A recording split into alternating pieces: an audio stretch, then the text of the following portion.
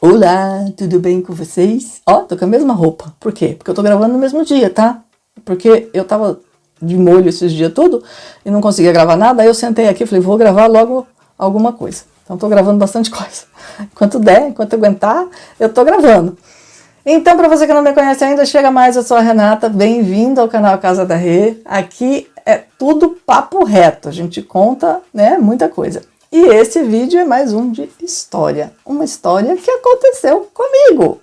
Essa vez eu vou contar o que aconteceu comigo. Se você quiser que eu conte uma história muito louca que aconteceu com você, veja aí o meu e-mail passando na tela, pode mandar a sua história para mim, que eu vou contar para todo mundo uma história que aconteceu com você. Se você quiser, pode ocultar o seu nome, pode trocar o nome das pessoas, né? Coisa que eu vou ter que fazer em algumas ocasiões aqui, para não dar BO, não dar problema. Mas a história em si, né? O eixo da questão, você pode mandar para mim, que a gente vai esmiuçar e contar para o pessoal ver como as histórias são malucas. Bom, história que eu vou contar hoje para vocês. A última história que eu contei foi o tiroteio no quintal, né? E o fato de ter um revólver na minha casa não era à toa. Eu comentei aqui no vídeo anterior a respeito de vizinhos. Eu não tive vizinhos... Na minha infância eu tive vizinhos tenebrosos, tá? Então eu vou contar para vocês algumas histórias sobre vizinhos. Ah, Renata, você tinha um revólver por causa de vizinhos? Por causa de um deles. Então, como eu tinha o vizinho de baixo, que era do lado esquerdo, o vizinho de cima, que era do lado direito, e o vizinho do fundo, que a casa dele fazia fundo com o meu quintal, são 3 vizinhos, são 3 histórias diferentes. Então, segura aí que vai começar uma história. Bom, gente, na história de hoje, eu vou falar para vocês do porquê eu tinha o revólver em casa, que era do meu pai, obviamente, né? Mas que o fato dele ter o revólver muito tempo atrás, um 22 pequenininho, quando as coisas eram diferentes, a gente vivia num outro período. Eu sou velha, né? Tem tempo isso. E ele tinha para sair por aí, ele saía de caminhão, ele saía armado, ele tinha porte de arma. Mas, depois de um tempo, esse revólver começou a ficar em casa. E por que ele começou a ficar em casa? Porque eu tinha um vizinho que fazia fundo com a minha casa. A casa dele era na rua de baixo, mas o quintal era muito comprido, fazia fundo com o nosso quintal, né? E ali morava, era um quintal bem grande, com bastante árvore, tinha poço, um tempo muito antigo, tanto que no meu quintal ainda tinha o resto de uma privada, ainda vou mencionar ela em outras histórias. Privada, sim, aquela de madeira com buraco no chão. Há muitos anos atrás tinha um desse no fundo do meu quintal. E o quintal dele era maior, tinha bastante coisa, e morava só o rapaz e a mãe dele, uma senhora de idade, que não tinha uma perna. Tá? Ela tinha uma perna amputada, então ela andava com uma perna só e muletas. E era uma casa de madeira bem simples que eles moravam, a casa ficava de frente para outra rua, como eu disse. Eles moraram ali muitos anos, só que o rapaz ele tinha problema psicológico. Ele ficava doidão de vez em quando, ele tomava uns remédios, né? Tinha que tomar remédios constantes, eu não sei o que ele tinha. Eu sei que a gente chamava ele de doido, eu nem vou citar nome, a gente chamava ele de doido mesmo. Ó, o doido, doido. Ele, além de tudo, ele gostava de beber. E misturava remédio com cachaça. E remédio para doido. Num doido com cachaça, não dá uma boa química. Não dá uma boa mistura. Aí o que aconteceu? Eu, quando criança, a partir dos meus... eu não vou lembrar quando ele começou a ter esses chiliques, não. Eu sei que foi antes dos meus 10 anos de idade. A partir dos 10 anos a história muda. Mas antes dos meus 10 anos de idade, esse rapaz, ele vivia fazendo essas coisas de tomar remédio pinga e ter uns ataques horríveis. E uma vez ele atacou o vizinho da frente dele, que era da rua de baixo. Outra vez ele atacou um vizinho da esquina de baixo da casa dele, que era da rua de baixo. Outra vez ele atacou um vizinho de baixo da minha casa, que era o vizinho da esquerda.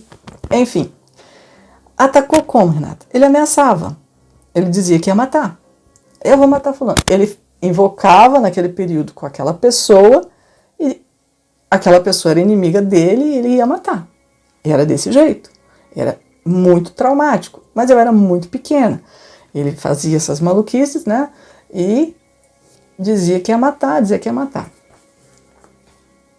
a gente vivia com medo. Mas até então, ele estava querendo matar outras pessoas, né? Enquanto ele queria matar outras pessoas, a gente ficava com medo, mas menos medo.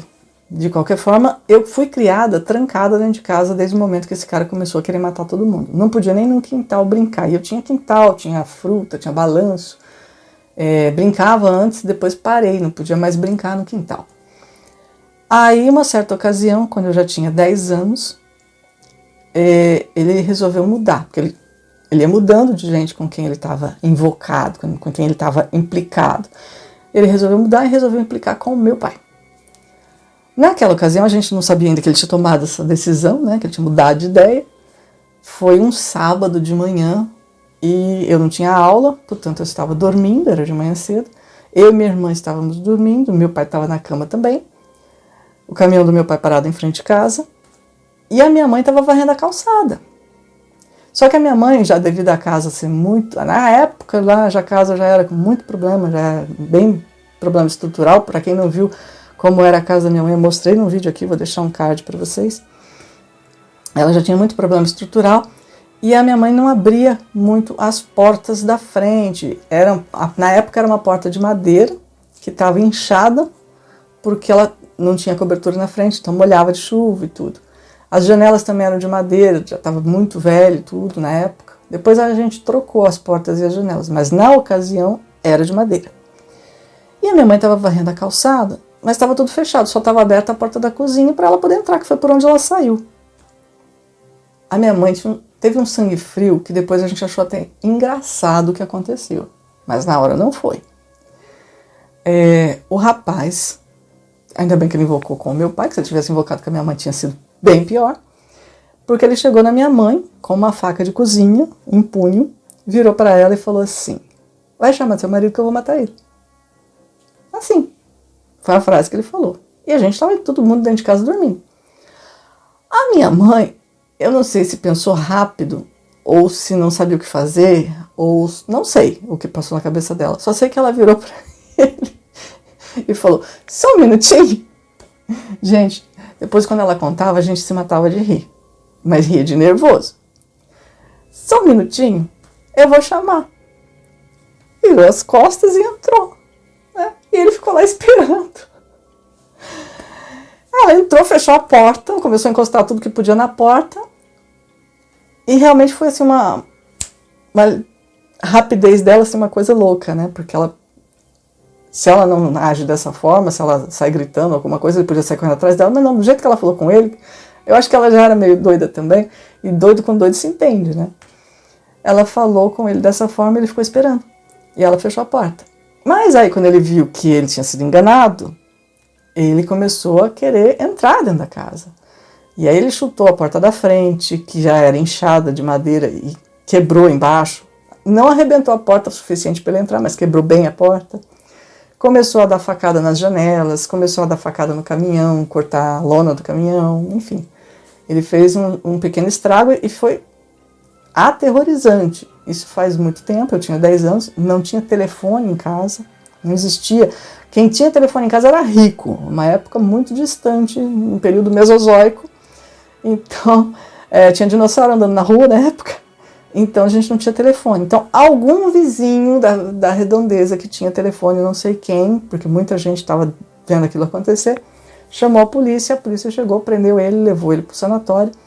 Mas esse cara entrava no sanatório e saía. Entrava no sanatório e saía. Então você vai falar assim, foi só uma ameaçinha. Não. Dos meus 10 aos meus 13 anos, esse cara ameaçava a gente. E a gente que já vivia trancada passou a viver mais trancada ainda. Eu não ia mais para a escola sozinha, minha mãe ia buscar, minha mãe ia levar. Isso porque na cidade do interior, e a gente sempre foi sozinha. A gente não tinha mais liberdade para sair para canto nenhum, minha mãe morria de medo, com razão. E ele fazia várias ameaças, porque ele saía do sanatório, enchia a cara de pinga, misturava com remédio e dava um novo show. Ficava ameaçando de novo. Os muros eram baixos, todo mundo conseguia pular um muro um do outro, ele pulava tranquilamente. E por conta disso, o revólver passou a ficar em casa, porque meu pai viajava com o caminhão e ficava eu, minha mãe e minha irmã em casa. E eu, a mais velha, e a minha mãe sempre foi doente, eu cuidava de tudo. Aí um dia meu pai me ensinou a atirar com o revólver. Aquela privada velha que ficava no fundo de casa, tinha uma madeira podre, já estava velha. Gente, o revólverzinho era tão vagabundo que se atirava na madeira, ela ficava assim, a bala ficava na madeira, nem atravessava a madeira, que era uma madeira podre. Então não era assim uma grande defesa, era mais para assustar mesmo. Mas pelo menos eu aprendi porque meu pai me orientou e falou assim, ó, se por acaso você estiver aqui e ele entrar e você conseguir, fecha a casa toda, a casa vivia fechada, mas você vê que ele entrou, que ele está querendo mexer com vocês, meu pai sempre falava, coloca água quente, água para ferver e tá com água quente na cara dele, que pessoa com água quente na cara, né, não vai fazer mais nada. Então a gente vivia sempre com água para ferver, tinha 2 cacetetes bem grandes em casa, assim, um pau, né, pra gente se defender, e o revólver. E era essa a vida que eu vivia. Foi a vida que eu vivi dos 10 aos 13 anos. Muito medo e tudo mais. Até que quando eu tinha 13 anos, a gente tinha acabado de voltar do hospital, porque a minha irmã teve cachumba e ficou internada alguns dias com a minha mãe, e eu tinha ficado sozinha com meu pai em casa. Como eu era criança, não sabia cozinhar, meu pai tinha feito o quê? Churrasco. Ele comprou carne e ficava fazendo churrasco, era só o que eu fazia para comer nesses 3 dias que a minha irmã ficou internada. E a gente acabou fazendo isso o quê? No quintal, que não era muito correto, não era muito seguro. Mas o dia que a minha irmã voltou do hospital, tudo voltando mais ou menos à normalidade, meu pai falou, vou sair, né, vou pra rua. E só falou pra minha mãe, cuidado que o doido não tá bom hoje, que ele já tava dando uns ataques. Nisso, a minha mãe estava cuidando da minha irmã, eu fui tomar um banho. A minha mãe, ela sempre foi uma pessoa bastante assustada e ela se apoiava muito em mim.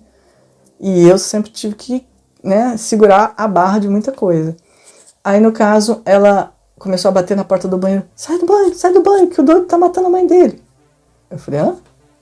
Porque a mãe dele, né, vivia com ele e ela defendia muito ele.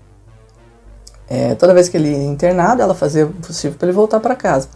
Mas ele tratava ela mal também. E naquele dia, quando a minha mãe falou assim, não, o doido tá matando a mãe dele. Eu falei, não, minha mãe tá exagerando, porque minha mãe sempre foi exagerada. Ela tá exagerando. Daí a pouco, eu falei, mãe, já vou. Bateu de novo na porta do banheiro. Sai daí logo, ele tá quebrando tudo na casa dele, ele matou a mãe dele. Eu falei, não é possível. E eu do banheiro não dava ouvindo isso. A hora que eu desliguei o chuveiro, eu comecei a ouvir. Realmente ele estava quebrando tudo que tinha quebrável de vidro, ele estava quebrando na casa dele. Você ouvia jogar coisa, quebrar, vidro estatelar. E ela falou, a minha mãe falou, a mãe dele estava gritando, parou de gritar. Ela gritou que ele estava matando ela e parou de gritar. E eu não ouvi, mas ela realmente não gritava mais. E nesse estado de coisa eu já tinha, bota água para ferver. Beleza, botar água para ferver.